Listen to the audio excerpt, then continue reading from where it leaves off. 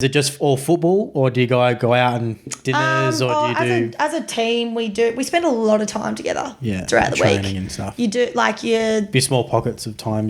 Yeah. So, like, when outside of footy, you like to relax, and it's nice to have people outside of football there. And, like, that first few years of me being over there, like, I didn't have as much of like an outside football network. Yep. And like probably only the last, year or so, or 3 years, my best mate Paris over there has been really important for me to be able to relax outside of football. And, all her mates have then become, my best mates as well. So that has enabled me to be able to really take myself away from football when I'm over there and be able to be relaxed as well. So sure. I think that's really important. But, before pre-season starts and that, we like to try and get on the piss as a team. I think that's a really important thing that we didn't do in the first couple of years, because it was sort of figuring out can we do this? Like, we didn't know we didn't know how to be professionals. So we thought, we're going to step on toes doing this. But now it's actually a really important thing to go out, get on the piss, get to know each other outside of the football, and it makes a big difference. And then be able to go to training the next day, the next week, and go like, hang shit on each other, and it does create a bit of a camaraderie. Yeah, makes exactly. It a bit more, because you're not so much of a. Like if you, it's not a superficial. It's not a job. Then it's like your mates. You go out, and you do get closer in that way. Was it kind of hard as well, being, I guess, young when you were drafted into Collingwood, and for people to kind of hold you up? Like, you would have been, how old were you when you got drafted? 18. Was it would have been difficult for you to move over and then have pressure from coaches, other players kind of holding you up to a certain standard, or was that not a big issue? That was the first ever year of AFLW, and the difference between the professionalism now and then is like not even on the same scale. It is like no one knew what they were doing in that first year.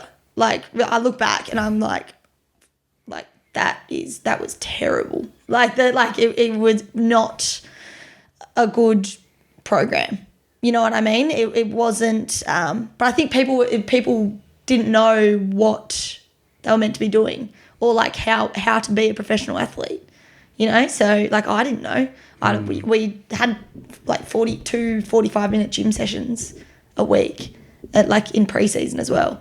So it's like, how do you? And like, we weren't really taught exactly how to gym or anything like that. I don't know. It was a funny setup. So it's hard when you don't have people setting high standards like now. From the beginning, the beginning. So it's like, now we have very high standards, and we have people in our program, like people like employees that are there to enforce those standards. And if you don't hit them, you're going to get called out on it.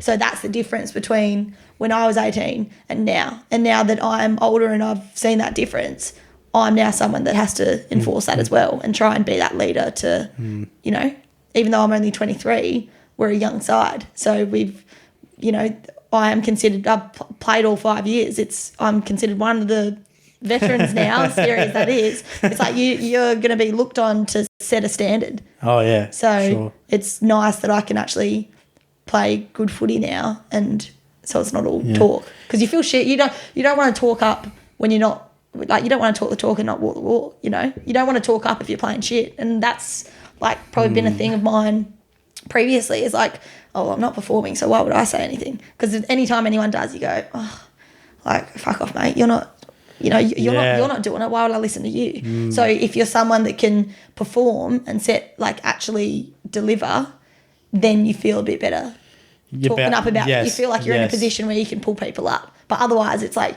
when someone does it, you roll your eyes a little bit and you go, I guess that's, you do you, and I guess that's probably one of the biggest challenges, as well as being a captain or having a leadership role, is that you still have to do that even if your performance is not up to standard. Having to pull people up, that would be the most challenging aspect of any sport. Yeah, definitely.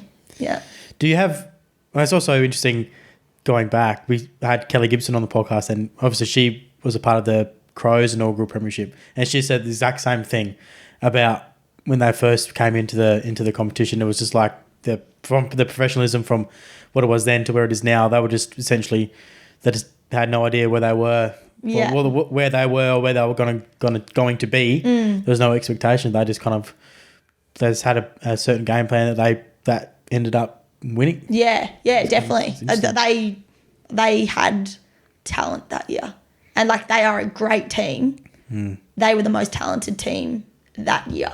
Like I don't think it was a I don't like it. I'm not sure that it was a who worked the hardest. Yes. Because no one knew what we were doing. They were a great team, and they are a great Chelsea team. Randall in there. Aaron Phillips, Ebony Marinoff, Kelly Gibson, like all these absolute jets. They definitely Abby Holmes, I think, played in the forward line there as well. Yeah. So decent side. Yeah, same as she said. Like it's no one knew what we were doing. We were going out and playing footy like you usually would in your Waffle or your VFL or your Sandful. Like that's what girls were doing, and no wonder people found it unwatchable. Do you feel like if they, like where it is now, if that was what it was like at the start, do you feel like that would have made a difference, or do you think people would have, like players and people who were there would have been turned off because it had been too hard? I reckon it is completely up to the person. Yeah. There are people that just don't have it in them and that just like can't flick a switch and to get to work and they won't get a crack, really. But I think there's people that learn to adjust. So I think, completely up to I guess because there would have been a lot of young players as well. Yeah, I mean, like I should have been delisted. Like my first 3 years, 100% should have been delisted. I'm lucky that a big role of mine off field is to like bring girls together, and that's like always been a strength of mine, is like camaraderie and just being out, bringing people together, being a trusted person by the girls.